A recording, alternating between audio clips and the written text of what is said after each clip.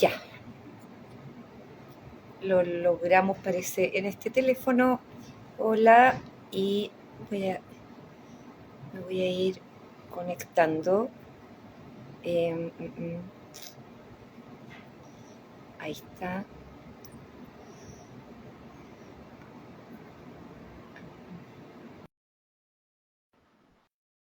Ya.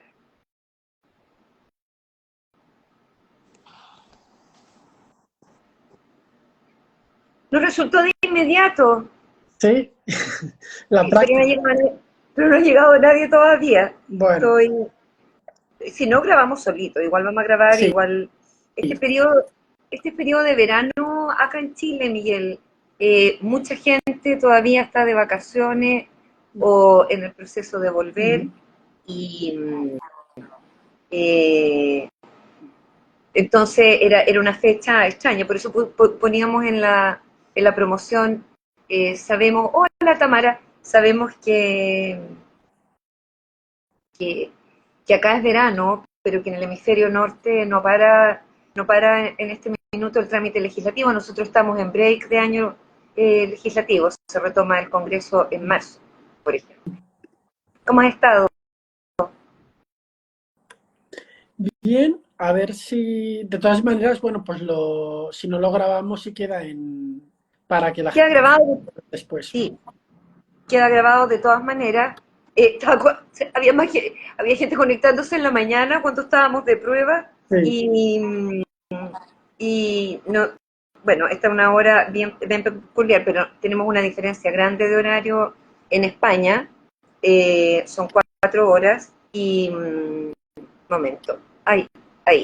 Entonces, espérate, yo voy a avisar acá, yo espero que no se estén conectando a Vinca Jackson, porque eso podría suceder también, eh, estoy avisando acá. Eh, Porque es primera vez que lo hacemos derecho al tiempo. Yo suelo hacerlo eh, desde mi cuenta y espérate, ahí sí, momento, voy bajando. Bueno, pero estamos en hora, momento, para empezar, qué puntualidad, son exactas 6 de la tarde y, y vamos partiendo. Hola Malena, hola Jess, hola Elba, puede ser. Eh, Se va juntando la gente a poquitito y bueno, vamos a conversar. Nosotros lo titulamos muy general como abuso sexual imprescriptible, una causa a estas alturas global y mundial, pero estando en momentos bien importantes, la ley en España, estamos esperando hace muchos meses poder conversar contigo Ujú. y conocerte más. Bueno, nosotros te conocemos, hemos hecho cosas juntos ya, pero eh, partir preguntándote cómo, cómo llegas tú como sobreviviente a esta lucha por la prescripción, por el fin de la prescripción o la reforma de la prescripción, por la imprescriptibilidad del abuso sexual infantil a partir de también tu propia historia. Bueno, yo llegué a la lucha por la imprescriptibilidad de los abusos sexuales a menores a raíz de mi propia experiencia personal, ¿no? Yo nací en Barcelona y cuando era adolescente fui abusado sexualmente en la abadía de Montserrat. Había un grupo scout católico que, bueno, los fines de semana subía a la abadía y colaboraba con las labores del monasterio, sobre todo en la misa conventual, pues cuando los peregrinos dejan los carritos para ir a adorar a la Virgen, o cuando durante el proceso de la comunión, ¿no? Que están en fila para tomar la comunión. Y entonces en el grupo Scouts lo dirigía un monje de la comunidad que se llamaba Andreu Soler, que había sido el fundador, que llevaba dirigiéndolo 40 años cuando yo llegué y que era un abusador sexual. Y entonces abusó sexualmente de mí. Yo en su momento, aunque no es lo habitual, lo revelé, lo conté a gente de la comunidad. Y como suele ser habitual en la Iglesia Católica, pues la jerarquía, en vez de colaborar con la justicia, avisar a los padres de lo que había sucedido, intentar encontrar otras víctimas, denunciar a la policía, lo gestionaron internamente, lo encubrieron, se pusieron en contacto con mis padres para persuadirles que por el bien de la iglesia y por el bien de todos, lo mejor era que les dejaran a ellos tomar medidas disciplinarias internas, ¿no? Y bueno, pues lo trasladaron a mi agresor a otro monasterio benedictino en el interior de Cataluña y bueno, pues evitaron que en su momento yo pudiera presentar denuncia. Entonces, para que la gente también entienda, en Montserrat está la Moreneta, que es una virgen negra, que es la santa patrona de Cataluña. Entonces, Montserrat tiene un valor no solamente espiritual muy importante, sino también tiene un valor nacional, ¿no? Es un símbolo nacional de Cataluña. Por lo tanto, denunciar un abuso sexual en esas condiciones pues era de alto riesgo porque bueno, pues se puede percibir como un ataque a Montserrat, se puede percibir como un ataque a Cataluña. Entonces estamos hablando de finales de los 90, que fue cuando yo fui abusado sexualmente. Recordar que el escándalo de Boston, del Boston Globe, fue de 2003. O sea, a finales de los 90 el tema de la pederastia en la iglesia no estaba tanto en la agenda pública. Y pues como yo no tuve el apoyo de mi familia ni de la institución donde sucedieron los hechos, en el momento de ser abusado no pude denunciar, pero tiempo después sí que comencé a notar que los abusos habían dejado una mayor secuela de lo que yo pensaba, que no era tan fácil pasar página, que aunque yo intentara centrarme en mis estudios, no acababa de mejorar. Comencé a hacer terapia, una terapia de grupo en la Fundación Vicky Bernadette. Sí. Y en ese momento pude comenzar a hablar más de lo que estaba pasando y valorar qué opciones legales tenía. Me puse en contacto con una abogada y entonces me dijeron que yo tenía 21, 22 años cuando hice eso y me dijeron que el delito ya había prescrito. Porque en su momento, un delito como el mío, la víctima solamente tenía hasta los 21 años de edad para poder denunciar. Entonces, después de un larguísimo proceso, decidí que, aunque no pudiera denunciar ante la justicia porque el delito está prescrito, quería denunciar socialmente. Y en 2019, bueno, conté mi historia en un documental de Netflix que se llama Examen de Conciencia, que habla sobre los abusos sexuales en la Iglesia española. Y cuando conté mi historia públicamente, como suele ser habitual en estos casos, pues hubo otras personas que contaron una historia similar denunciando que ellos también habían sido abusados por mi agresor, ¿no? Entonces, creo que esto es importante entenderlo, que cuando la ley no te ampara, cuando tú no puedes denunciar, ¿no? Es mucho más difícil conservar el anonimato, ¿no? Porque cuando tú pones una denuncia en los tribunales, por ley, al menos en España, la privacidad de la víctima y el anonimato de la víctima está garantizado y no se pueden publicar tus datos personales, no se pueden publicar fotos, vídeos con tu imagen y la gente que lo haga se puede exponer a sanciones. Cuando no puedes hacer nada legalmente porque está prescrito, en mi caso estaba en una situación que o bien denunciaba públicamente, a cara descubierta, con nombre y apellidos, revelando que todo el mundo supiera lo que me había pasado, o no tenía ninguna opción. Entonces, claro, eso, y lo hemos hablado ya muchas veces, te desempodera y te quita capacidad de elección. Sí. Y sigue con el silenciamiento. Tú escribiste un libro que se llama El Manual del Silencio. Sí, efectivamente. Cuando salió mi caso, que fue en 2019, la gente recordará que hubo una cumbre antipederastia que hizo el Papa Francisco en Roma porque la Iglesia Católica se veía asediada por casos de pederastia en todas partes, incluyendo en Chile, ¿no? El caso de Caradima. Con los periodistas de Chile también. Y entonces, a raíz de allá, el tema de abuso sexual en la Iglesia Católica tuvo mucho impacto en los medios y una editorial se puso en contacto conmigo, Editorial Planeta, para que contara mi historia, ¿no? Y a través de mi historia personal, pues ilustrar cómo es ese mecanismo de encubrimiento, de silenciamiento, de protección del pederasta que ha instaurado el Vaticano y que ha mantenido durante un siglo, ¿no?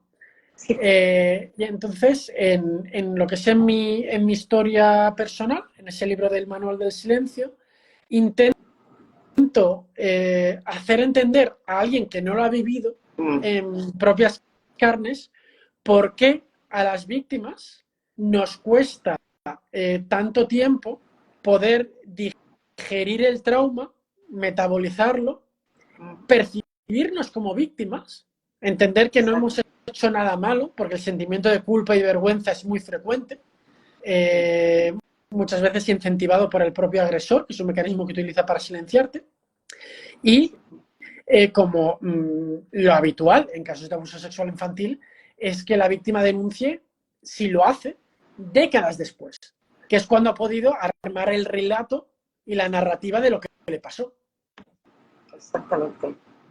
Qué importante eso que dices, porque además de silenciamiento traumático del propio estupor frente al abuso sexual infantil, porque niños, niñas y adolescentes en general no entienden bien lo que está pasando. O sea, una situación que te deja igual paralizado. Las respuestas habituales quedan todas congeladas porque es insoportable. Está el silencio del abusador y en el caso del abuso institucional, además el silenciamiento impuesto por una tremenda estructura. Y te topa, y la mayoría de los que no estudiamos derecho, que te ha pasado a ti, porque tú estudias medicina, tú esa es tu carrera, tú eres médico, médico psiquiatra, llegar a buscar ayuda pensando en que cuando uno entiende ya finalmente que hay un delito y que, como tú decías, la culpa no está aquí en las víctimas, sino que donde tiene que estar, te encuentras con esto de la prescripción, que es una palabra que para uno es nueva, para uno es muy nueva cuando te la plantean por primera vez. Y cuesta entender que hay un límite de tiempo para algo que de partida llevaba tanto tiempo poder siquiera, como tú decías, metabolizar y ponerle palabras. Cuando tú entendiste lo que significaba el muro de la prescripción, ¿cuándo comienza como el trabajo, la inquietud por hacer cambios en eso, por como derribar, cambiar ese muro, disolverlo para todas las víctimas? Sí, yo creo que una de las cosas que pasa es que descubres que el delito ha prescrito cuando tú ni siquiera eras capaz de comprender lo que te estaba pasando, ¿no? Exacto. Pero yo creo que muchas veces entre las víctimas hay una sensación de fatalismo, ¿no? De no sentirte empoderado, de, bueno, es una injusticia más, ¿no? Que sufres y realmente no está en mi poder el poderlo cambiar, ¿no? Pues a lo mejor lo hablas con gente, la gente te dice, pues estos delitos no deberían prescribir, lo hablas con otras víctimas y todos estamos de acuerdo que es una injusticia, ¿no? Pero para mí, una de las cosas que me hizo cambiar de chip, ¿no?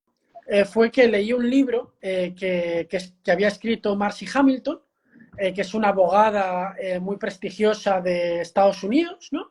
Y que lleva trabajando en el tema de la prescripción décadas, ¿no? Y en ese libro, de una forma muy sencillita, explicaba por qué la prescripción en la mayoría de situaciones sociales pues tiene su sentido, ¿no?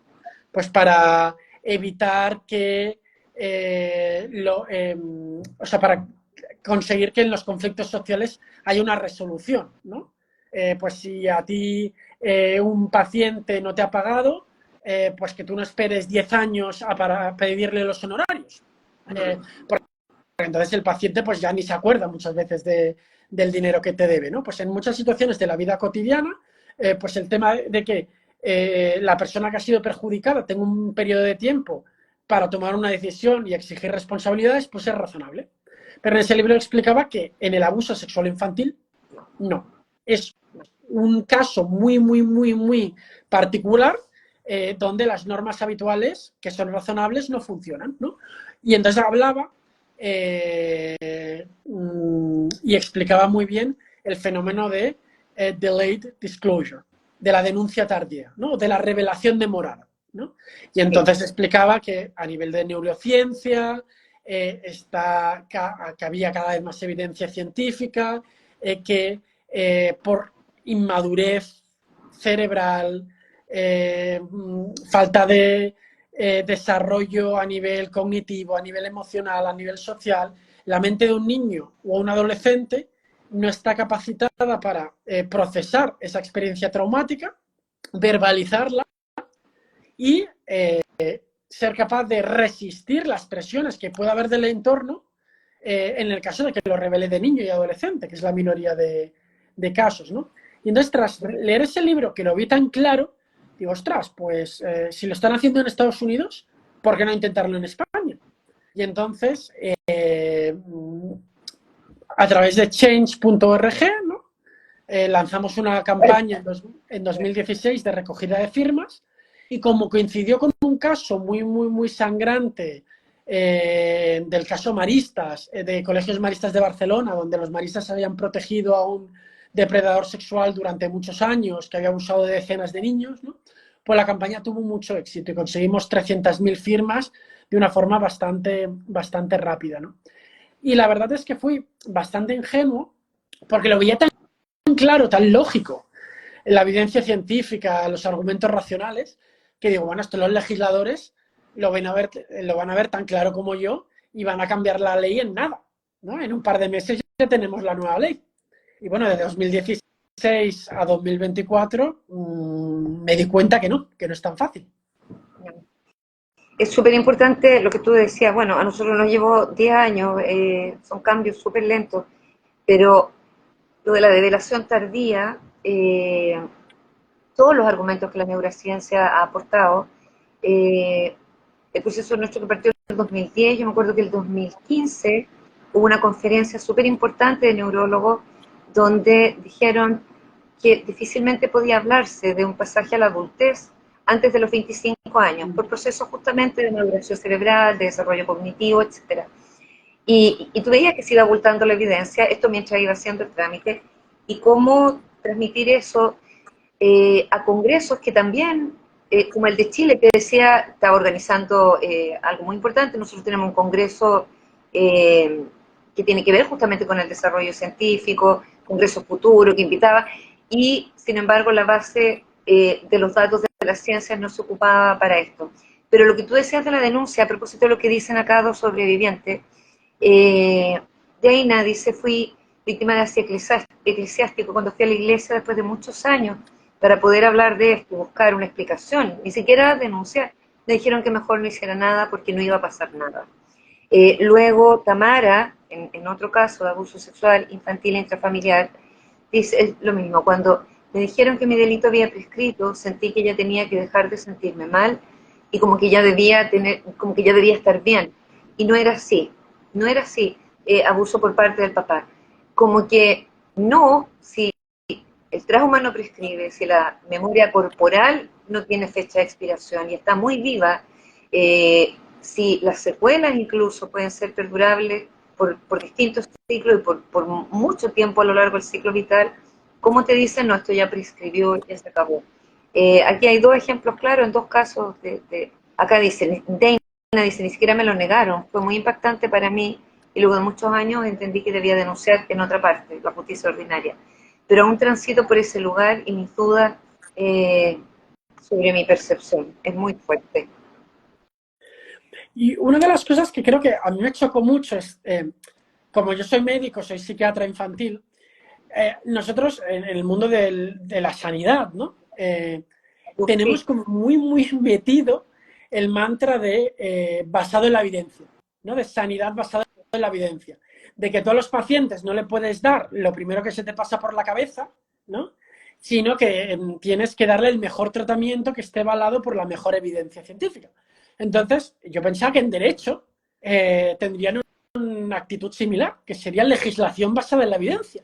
¿Y cuál fue mi sorpresa cuando en el mundo del derecho encontré unas resistencias fortísimas a tener en sí, cuenta evidencia científica y a legislar en consecuencia? O sea, sí. tenían unas ideas, desde mi punto de vista, basadas más en dogmas de fe de cuando se Sí. desarrolló el derecho en el siglo XIX Mm, y chocabas contra un muro, ¿no? Entonces, ese choque cultural entre el mundo de la sanidad y el mundo del derecho, para mí me abrió mucho los ojos. sí. Y yo creo que a muchísimos sobrevivientes. Eh, bueno, en España nosotros hemos visto, también hemos ido siguiendo como eh, el camino de lo que ha sido, e impacta que ya van 8 años, como tú decías, del 16 a 2024, y el 2023 se publicó un reporte que hacía las estimaciones sobre el alcance del abuso sexual infantil dentro de la iglesia o de instituciones vinculadas a la iglesia, que se liberó el segundo semestre, octubre, eh, y también son ese tipo de situaciones en que uno piensa, bueno, aquí se va a acelerar todo. No necesariamente, todavía, aunque sí hay novedades desde Cataluña y su parlamento. Eso te íbamos a preguntar también. Sí, yo creo que una de las cosas que es importante es que una de las cosas que aprendes es que la evidencia científica es tu aliada, ¿no? En esta lucha, que es muy importante educar, hacer pedagogía a los legisladores, a los juristas, a los periodistas, ¿no? Para que expliquen claramente la respuesta habitual de las víctimas ante el trauma sexual infantil, que es muy diferente al mito de cómo se supone que los menores tienen que reaccionar ante esta situación. Y una de las cosas que también es muy útil es cuando se comienza a resquebrajar el muro de silencio y las víctimas representativas de los tipos de abuso más habituales son capaces de contar sus historias. Entonces, como dije, en el año 2016 un caso muy sangrante de abuso sexual en los maristas. En 2018 el país comenzó a hacer una investigación especial sobre abuso sexual en la Iglesia Católica y comenzaron a sacar muchos casos de abusos sexuales que habían sido encubiertos durante décadas. Comenzaron a salir casos de abusos en otras instituciones, Testigos de Jehová, el mundo del deporte, el grupo Scout, ¿no? Y todos estos casos, de forma práctica, ilustraron por qué era imprescindible cambiar la ley.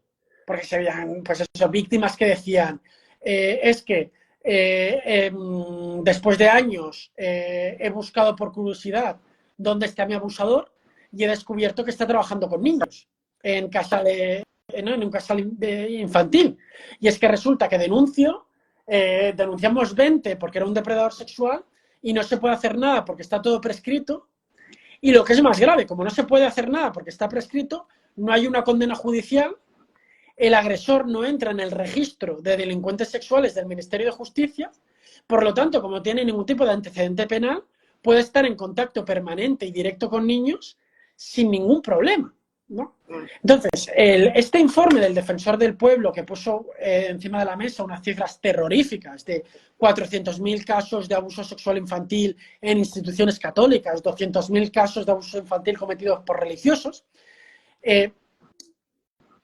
fue un golpe encima de la mesa que dejó claro que España tenía un problema grave, ¿no? Sí, Eso fue lo positivo. Lo negativo fue que el informe reconoce que España tiene un problema grave, pero falla la hora de recomendar soluciones porque no incluyó de forma consciente y deliberada la recomendación de la imprescriptibilidad. Exacto, que como tú has dicho, hemos conversado, es un mínimo después de que no se pudo prevenir, no se detectó a tiempo, no se auxilió a tiempo, no, cuando todo no fue posible antes en la concurrencia, ya, lo que te queda es por lo menos no cerrar la puerta de la justicia. Pero, sobre todo porque nosotros hablamos con el defensor del pueblo y le explicamos claramente que, bueno, que los parámetros de Naciones Unidas para intentar abordar situaciones de graves vulneraciones de derechos humanos, ¿no? Y la crisis de la pederastia en la Iglesia a nivel global lo es, están basadas en verdad, justicia, reparación y garantías de no repetición.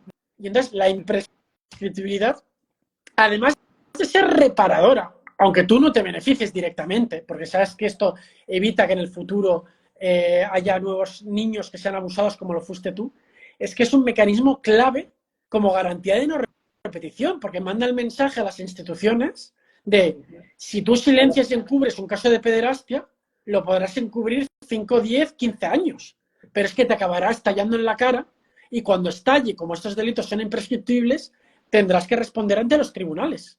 Entonces, bueno, pues el informe del Defensor del Pueblo fue una decepción más, una situación, un ejemplo más de instituciones públicas dejando tiradas a las víctimas y a los supervivientes, que en España desgraciadamente diluvia sobre mojado, pero ese informe cuantificando la magnitud del problema sí que hizo que otros actores, en este caso el Parlamento de Cataluña, se pusiera las pilas, viera que hay que actuar y impulsara una ley de imprescriptibilidad de iniciativa autonómica, ¿no?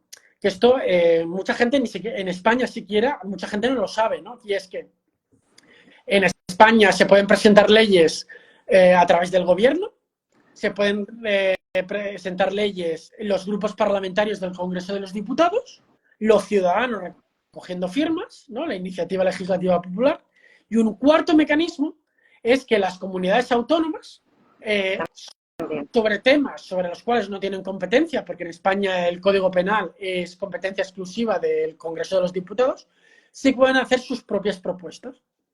Y entonces, en Cataluña se había creado una comisión de investigación parlamentaria sobre abusos sexuales en la Iglesia. De forma unánime, todas las víctimas que comparecimos pedimos la imprescriptibilidad. Trabajando, bueno, con derecho al tiempo, hicimos un informe jurídico técnico y una propuesta solvente de cómo creíamos que tenía que ser la ley. Y los legisladores catalanes, en un gesto que les dignifique y les honra, nos escucharon, consideraron que era una propuesta razonable y se comprometieron a tramitarlo por la vía de urgencia. ¿Sí? Y este miércoles se vota definitivamente la aprobación en Cataluña, lo que implica que la ley ya pasa a ser debatida en Madrid. Bueno, todas las fuerzas puestas en eso. Yo quería preguntarte, pienso en todo este camino de pequeños logros y de repente grandes desilusiones, pero que no reducen las ganas de seguir. Tú también te reuniste con, recuerdo yo, a propósito del examen de conciencia, con Peter Saunders, que estuvo en comisiones ahora con Francisco I, y había habido algunos amagos de acción en el papado anterior, pero él es bien crítico también de lo que está haciendo la Iglesia. Y yo, eso te iba a preguntar, porque en varios países, independientemente de la ley, por otra parte están las víctimas de iglesia, de abuso eclesial, tratando de llevar procesos de la justicia, encontrándose con esto que tú describes en tu libro, en documentales, en tu activismo, que le escuchamos a muchos sobrevivientes de los constantes topes, ya sea incluso en investigaciones canónicas, ni siquiera ya hablemos de la justicia, porque ahí derechamente mucha obstrucción. Y no quiero ser invasiva con la pregunta, pero es cuánta, no fe, confianza cabe todavía en lo que está pasando en la iglesia. Yo veía hace poco un cambio de norma en el derecho canónico donde se explicita algo que no se ha hecho y se supone que lo han dicho otras veces, pero parece que ahora quedó por súper escrito de que quien incurra en delitos de pederastia definitivamente va a ser expulsado del sacerdocio, etcétera. Pero no escucha cambios y cambios de protocolo a lo largo de los años, incluso las comisiones en que estuvo Peter, y ves que la situación no cambia tanto radicalmente. No, a ver, o Sigue sea, la... yo creo que en la Iglesia Católica en general, o sea, en la Iglesia Católica en particular y en las instituciones en general, no son capaces de autocontrolarse, ¿no? De autorregularse. Sí. Necesitan una intervención externa que en las democracias tiene que ser la Administración de Justicia, que es una institución que, bueno, que es más independiente de lo que son los obispos. Entonces, ellos siempre, el discurso es, nos vamos a ocupar nosotros, lo vamos a gestionar nosotros, vamos a cambiar, vamos a poner protocolos, pero luego, cuando haces una prueba de realidad y compruebas cómo sigue tratando la Iglesia, la jerarquía católica a las víctimas, ves que sigue tratando a las víctimas a patadas, ¿no? Por poner un ejemplo en mi caso, cuando yo denuncié, hubo otras víctimas que corroboraron mi historia. La Abadía de Montserrat no tuvo más remedio que crear una comisión de investigación que la denominaron como Comisión de Transparencia. Esa Comisión de Transparencia recopiló todas las denuncias y en septiembre de 2019 publicó su informe y dijo que Andreu Soler, mi agresor, había sido un depredador sexual y un pederasta que había abusado al menos de 12 víctimas durante 30 años. El abad de la época pidió perdón en la misa, dijo que estaba arrepentido, que era una vergüenza, que se pedían muchas disculpas, pero lo que no hicieron es hacerse cargo de sus víctimas, creando un sistema de compensación extrajudicial para dar una indemnización, hasta el punto que les he tenido que llevar a los tribunales y les he denunciado por la vía civil, pues como las víctimas de Caradima hicieron en Chile con el Obispado de Santiago, y la contestación que he recibido de la Abadía de Montserrat es que no quieren indemnizarme, que hay que defender la presunción de inocencia de mi agresor porque él siempre negó los hechos y estamos hablando de posibles abusos, y que si está prescrito todo es por mi responsabilidad, porque yo como persona adulta, tras tener asesoramiento legal, decidí no denunciar a tiempo y que por eso prescribió el delito. Entonces, al final, cada institución católica trata a las víctimas como le da la gana y el Vaticano no llama a nadie a capítulo, porque lo debería hacer el Papa Francisco y el Vaticano es mandar un mensaje a los obispos y a los superiores religiosos: el que se atreva a revictimizar y a maltratar a una víctima, ruedan cabezas, Sí. se le echen Hay inmediatamente. Y no, el Papa Francisco habla y habla y habla y habla y bonitas palabras, pero lo que te cuenta las víctimas en los distintos territorios es: nos siguen tratando a patadas. Poca misericordia, y uno piensa, todavía hay muchas instituciones que dependen de la iglesia en los sistemas de protección de los países, colegios, los mismos scouts, como tú decías, y uno se pregunta si este es el estándar de cuidado, de protección que se ha tenido, ninguno, o sea, deficitario y al contrario, retraumatizante para miles de sobrevivientes de aquí hacia atrás. ¿Cómo es posible sentir garantías o la mínima certeza de alguna protección con las nuevas generaciones que siguen siendo parte de estas instituciones, ya sea como estudiantes en los colegios o como scouts o en cualquier capacidad? Y ahí el rol que nos cabe como sociedad también de estar atentos. Yo creo que una cosa que es muy importante, y va al núcleo de lo que estás diciendo, es que la jerarquía católica y el Papa le encanta decir manzanas podridas, casos aislados. Y siempre lo individualiza. Cuando no, lo que está podrido es el barril, ¿no? Entonces, la pederastia en la Iglesia es estructural y sistémica. Y hay factores organizativos de cómo se ha organizado la institución y culturales que han promovido la comisión de abusos sexuales infantiles, ¿no? Uno de ellos es el secretismo, ¿no? El anteponer el prestigio de la institución a la protección a la infancia. Entonces, por eso, las leyes de imprescriptibilidad son tan importantes, porque es la única manera de obligar a instituciones, no solamente la Iglesia Católica, sino otras instituciones, que anteponen su autoprotección al cuidado de los menores, a hacer cambios organizativos y culturales para implementar en la práctica mecanismos de protección a la infancia eficaces, ¿no? Sí. Por poner un ejemplo. Sí, en mi caso en la Abadía de Montserrat, todas las víctimas, las 12 víctimas, hubiéramos podido denunciar al agresor, al Germán Dreu, y los tribunales hubieran puesto una indemnización que hubiera tenido que asumir la Iglesia, la Abadía de Montserrat habría tenido que pagar a lo mejor 400, 500 mil euros, estamos hablando de unos 600 mil dólares, en indemnizaciones.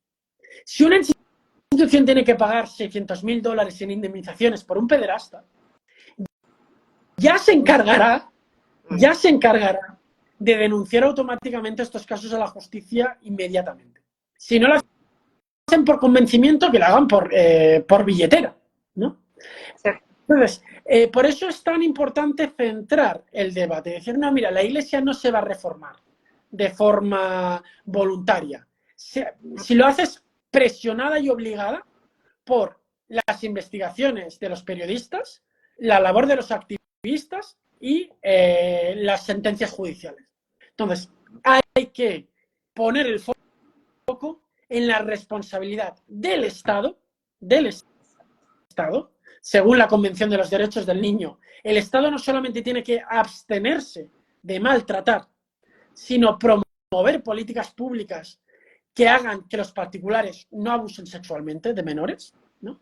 Y que el Estado tiene que asumir sus responsabilidades y aprobar este tipo de leyes que permitan a los supervivientes adultos exigir una rendición de cuentas a las instituciones donde fueron abusados y poner presión para que haya esos cambios organizativos y culturales para que esto no vuelva a suceder. Tal cual. Ahora, es importante lo que tú señalabas también de las indemnizaciones. Yo creo que es un tema que siempre merece la pena, y perdón que tome un par de minutos en aclararlo, porque a veces la gente escucha indemnizaciones y pese a que son casos terribles, queda como esta sensación, o tú escuchas el comentario, la plata. No, no es la plata por la plata, es un tema de responsabilidades, porque también, y menos mal que nuevamente volvemos a la evidencia, hay estudios que han estimado los gastos médicos, en psicoterapia, en pérdidas de lo que se llama el potencial preabuso, todos los daños morales, etcétera, que están asociados a los daños del abuso sexual infantil, y esas indemnizaciones tienen que ver también con la posibilidad de facilitar acceso a esos dispositivos de reparación para las víctimas.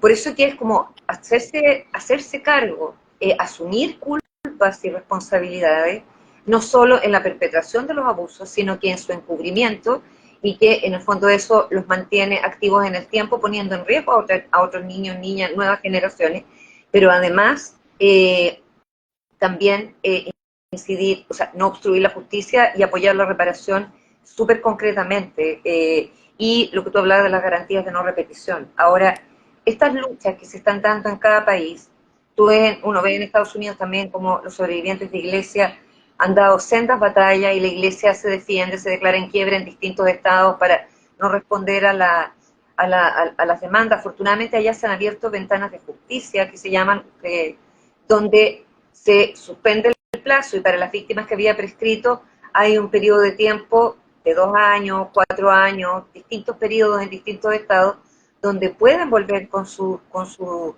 y tratar de emprender acciones judiciales, por lo menos para el tema de daños civiles.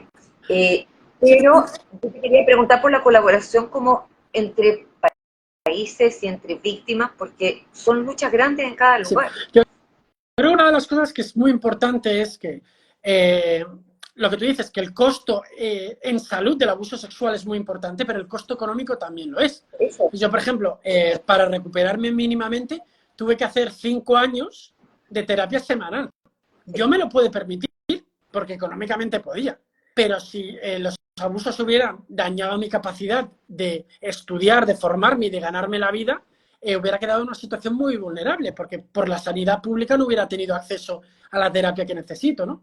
Entonces, las leyes de imprescriptibilidad penales y civiles que permiten a las víctimas cobrar una indemnización, lo que hace es reasignar el coste del abuso. Cuando hay impunidad, los costes del abuso lo pagamos las víctimas y nuestras familias, ¿no? Que perdemos salud y dinero que nos gastamos en terapias para ponernos bien. Y también hay un coste que asume la sociedad a nivel de menos impuestos, porque las víctimas que pierden capital humano se forman menos, tienen menos, peores empleos y pagan menos impuestos, pero también en gastos de sanidad, salud mental, salud física, que es un coste muy considerable. Sí. Entonces, claro, a nivel de, por ejemplo, de contaminación, hay el dicho, quien contamina paga. En abuso sexual infantil se debería comenzar a implantar el principio de quien traumatiza paga. Si tú abusas sexualmente de niños o tú encubres y proteges a delincuentes sexuales, la factura económica del abuso la pagas tú, no las víctimas o el contribuyente. Y por eso es muy importante lo que comentabas del activismo global, de entender que esto es un movimiento universalista, porque esto hace que la experiencia de otros países se pueda aplicar, ¿no? Entonces, la experiencia que tú estás hablando de Estados Unidos, de que se han cambiado no solo las leyes penales, sino también las leyes de prescripción civil, a veces retroactivo, y los argumentos que se han utilizado, los estudios económicos, de coste, ¿no? Es información y son ejemplos que se pueden utilizar y se pueden extrapolar a otros países y poner como ejemplo de buenas prácticas, ¿no? Entonces, es muy importante que los ciudadanos sepamos qué está pasando en otros lugares del mundo, cuáles son las buenas leyes, las buenas prácticas, qué países las están implementando y sobre todo qué están haciendo nuestros gobernantes. Tal cual. Bueno, esto va como, es un poco lo que pasa que tú señalabas al comienzo, cuando alguien habla, cuando alguien comienza a hablar, me acuerdo en los 2000 que hubo casos, por ejemplo en Chile, desde la esfera del abuso sexual intrafamiliar, que abrieron la puerta, dos hermanas actrices que hablaron, el, el, el hijastro de un senador de la República que reveló abuso y su mamá lo apoyó también y su padre, y que empezaron a abrir esto, luego años después los abusos de la iglesia, y se va generando un efecto dominó de testimonios, y más gente va hablando, y más gente dice yo también, y se empieza a abrir esto que estaba sepultado por tanto tiempo, décadas, siglos incluso, y en relación a los países, yo siento que pasa algo similar, como que ves que un país se ha animado a dar ciertos pasos,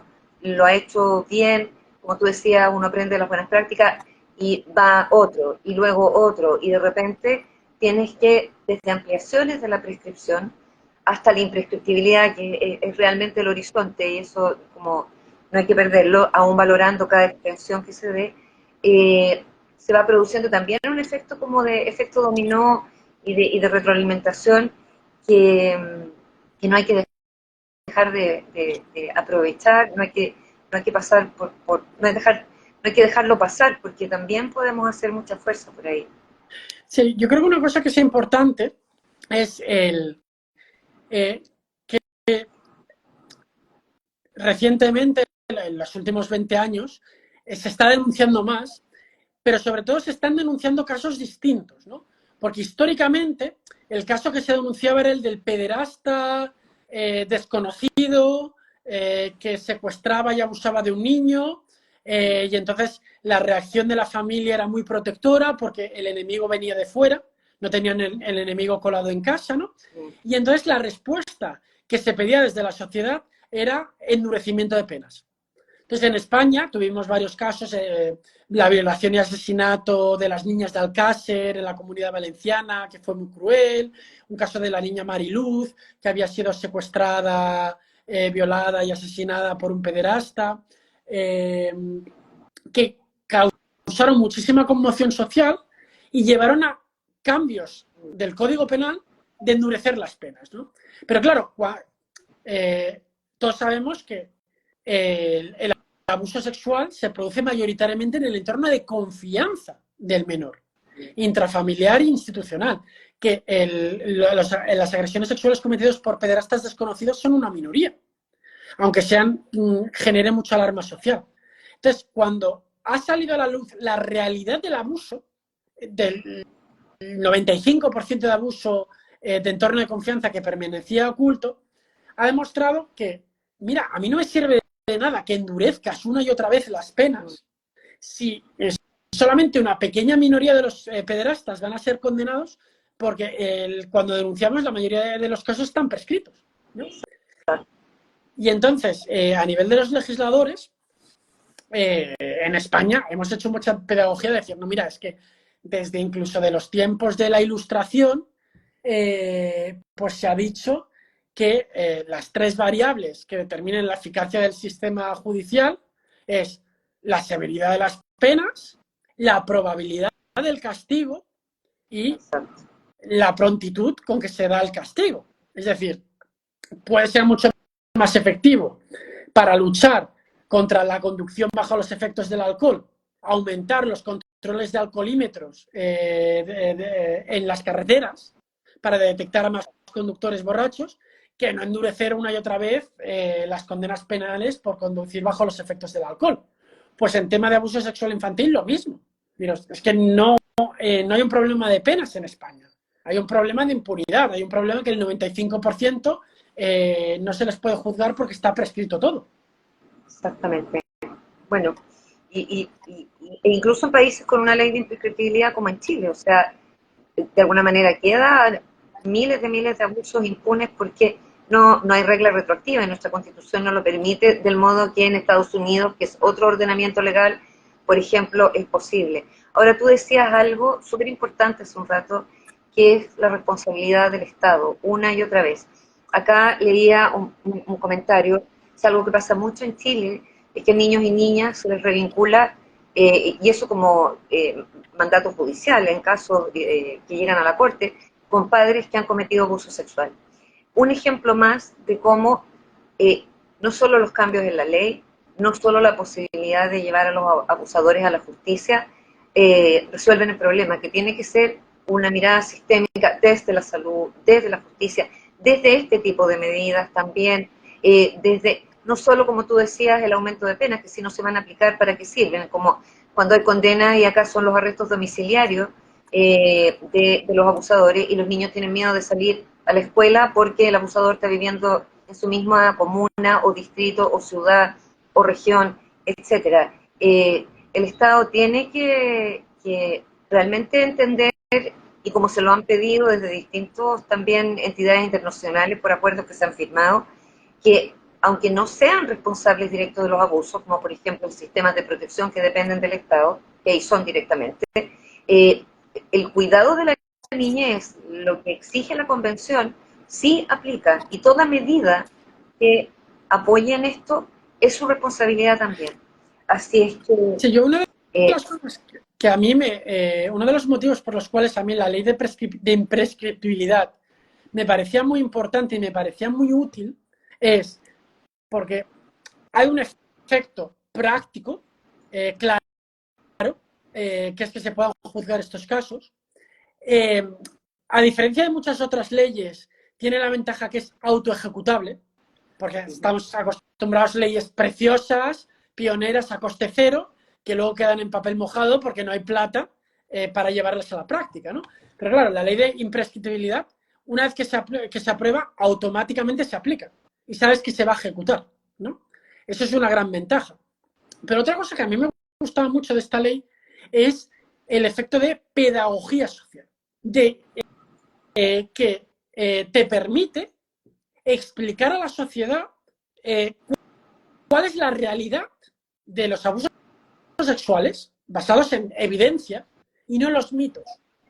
Te permite explicar que el 95% de los abusos se cometen por entorno de confianza, te permite explicar cuáles son las reacciones habituales del menor abusado, por qué los menores muchas veces no son capaces de revelarlo, te permite hablar del coste de los abusos que sigue arrastrando la víctima hasta bien entrada la edad adulta.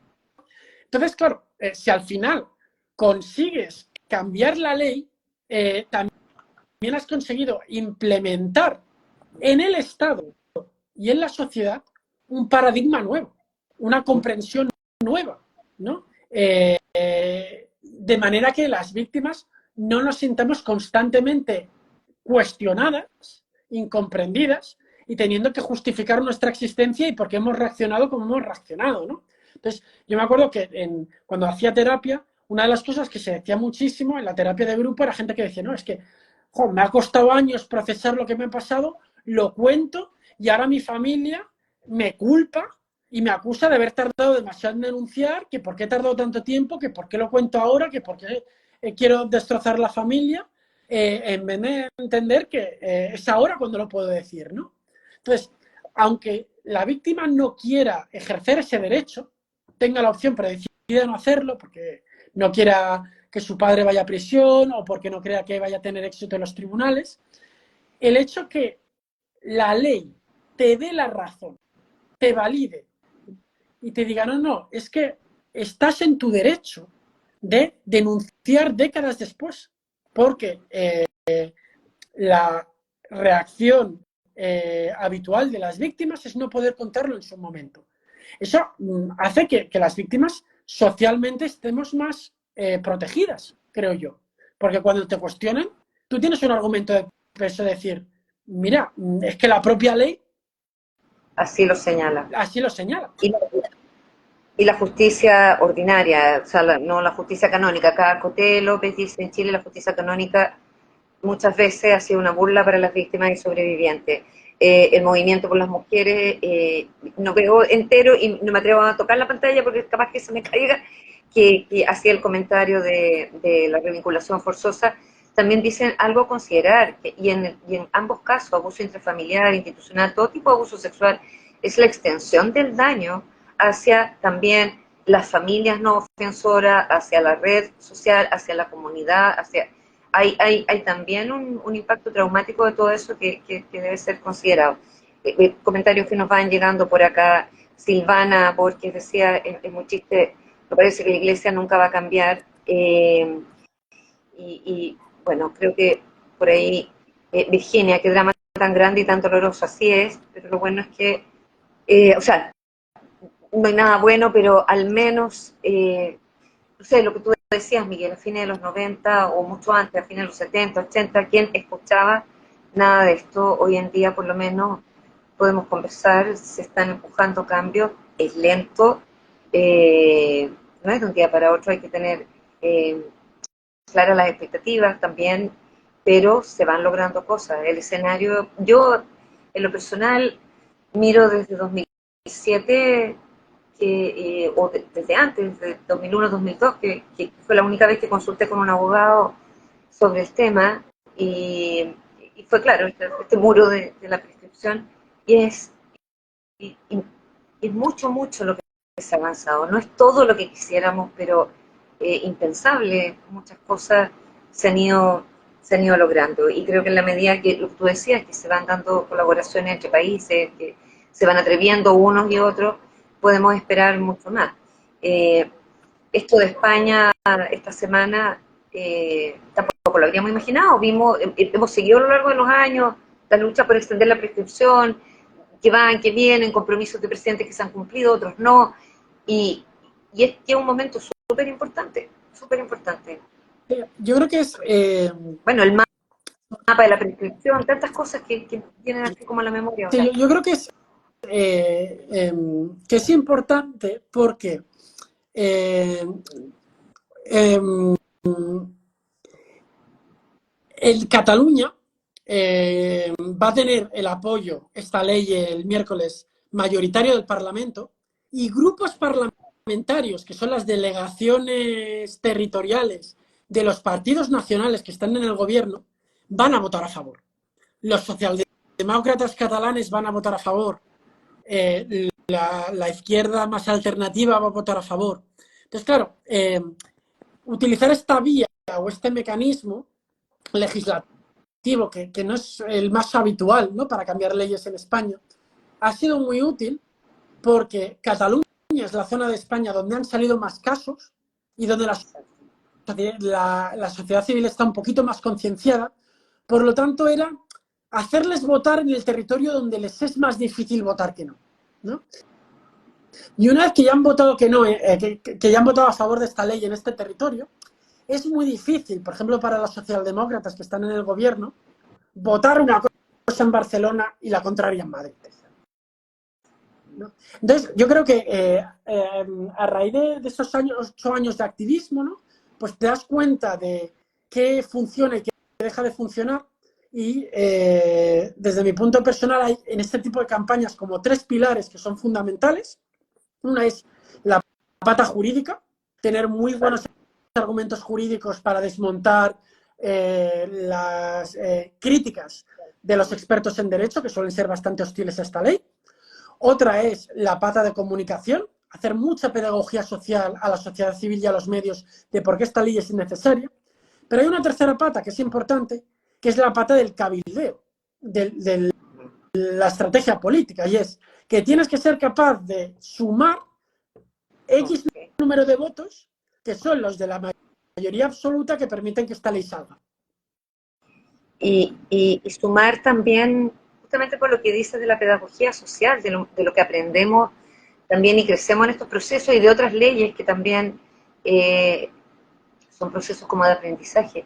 El que, más allá de los votos o la transversalidad de las fuerzas políticas que uno necesita que apoyen este tipo de iniciativas, está también entender que en un fenómeno como el abuso, los modos de transmisión de una causa, la estrategia que se usa, el cómo se comparte la evidencia, el cómo se apela al compromiso de cada estamento de la sociedad, hace una diferencia, porque malamente podríamos conseguir logros saltándonos a gente o pasando a llevar a gente o omitiendo a unas u otras fuerzas. ¿Por qué? Porque además en el tejido social, esto lo hemos conversado otras veces, si las estadísticas son, la prevalencia es la que más o menos sabemos, y digo más o menos porque nunca estamos del todo seguros, es 1 de cada 3 niñas, 1 de cada 5 niños, sabemos lo underreported, es decir, lo subreportado que es esto,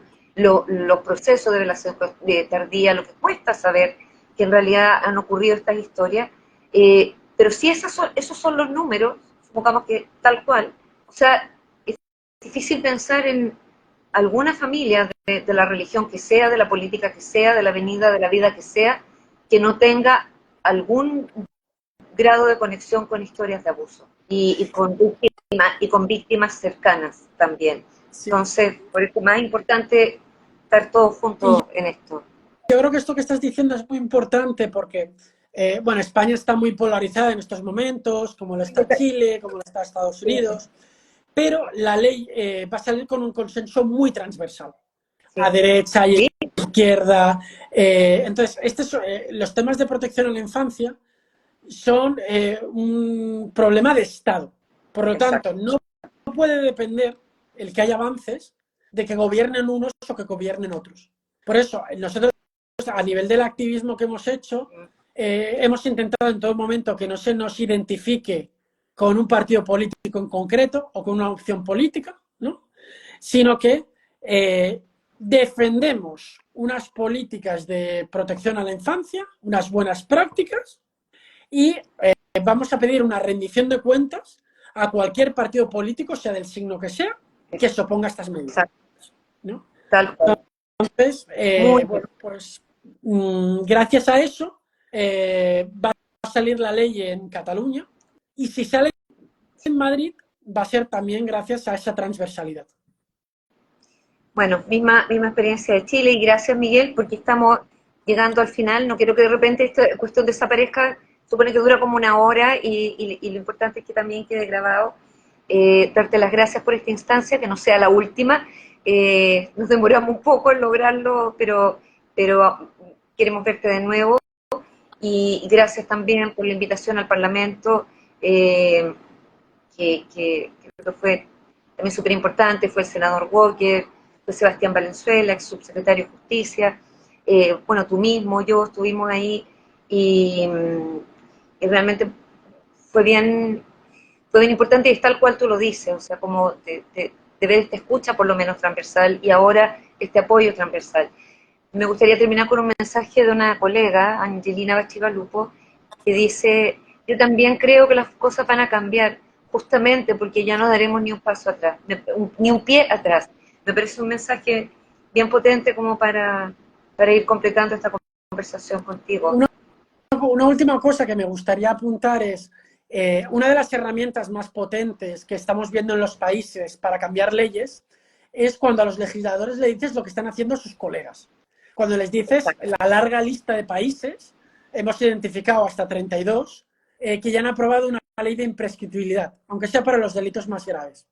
Entonces, en una iniciativa en la que está también Derecho al Tiempo, el grupo de trabajo global a favor de la imprescriptibilidad de los delitos de pederastia, en marzo vamos a publicar un informe sobre cuál es la situación legislativa en América Latina.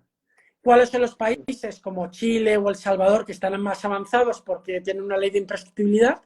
¿Y cuáles son los países que les queda trabajo por hacer? Precisamente para dar esa herramienta a los políticos, a los periodistas y a los ciudadanos de análisis de cuáles son los países que se tienen que poner las pilas para mejorar la protección jurídica que tienen las víctimas.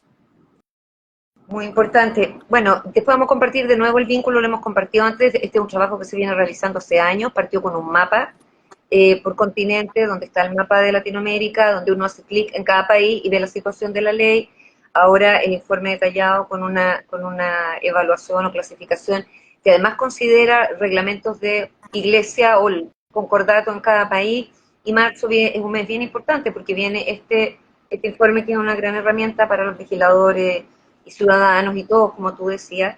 Se va a hacer en Latinoamérica el primer encuentro regional de sobrevivientes en Argentina con Clean Network y también está un informe de experiencias como de víctimas en relación a cómo operan las leyes, la justicia. O sea, vienen varias cosas en marzo, vamos a estar contando desde Derecho al Tiempo y por supuesto contando de lo que va pasando ahora en España. Te deseamos todo el poder, power y fuerza y la mejor energía que el miércoles, ya en definitivo, ojalá no lo corran, el miércoles tengamos súper buenas noticias, vamos a estar poniendo el corazón ahí, la mente para que podamos mandarte un abrazo celebratorio ese día, a la hora que sea, con nuestras 4 horas de diferencia, aunque sea en la madrugada. Sí, bueno, lo celebraremos juntos porque lo hemos conseguido juntos. Sí, también, así es.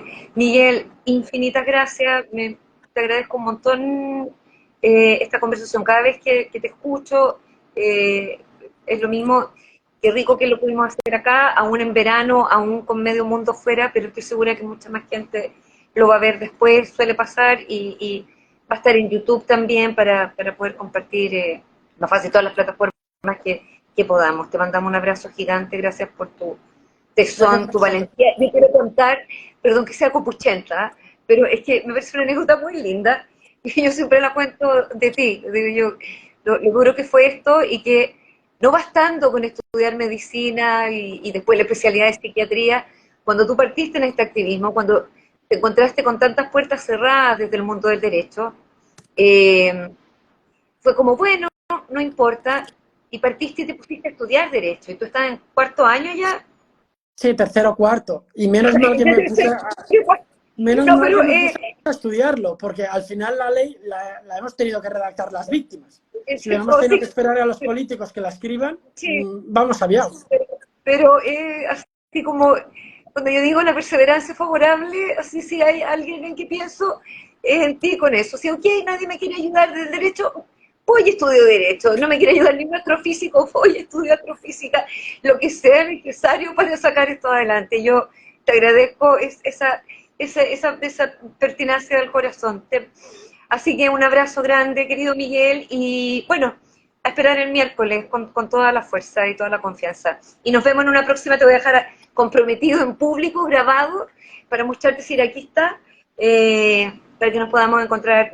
Creo que hay mucho más que falta hablar sobre la iglesia, las estructuras de poder, cómo opera el silenciamiento y el encubrimiento en instituciones y cómo lo pequeñitos que nos podemos sentir, no solo sobrevivientes y víctimas, ciudadanos de repente frente a esta estructura. Y cómo a pesar de eso, como hormiguitas, se pueden ir disolviendo y encontrando lugares por donde entrar todos juntos. He querido, muchas Cuidaros gracias. mucho. Abrazos a Y todos. gracias a todos, gracias Angelina por este mensaje final. Y todo registrado, Movimiento Mujeres, porque eso, el tema de las penas lo vamos a tener que seguir conversando. Un abrazo, chao. Tú cortas nomás y yo me voy a quedar grabando.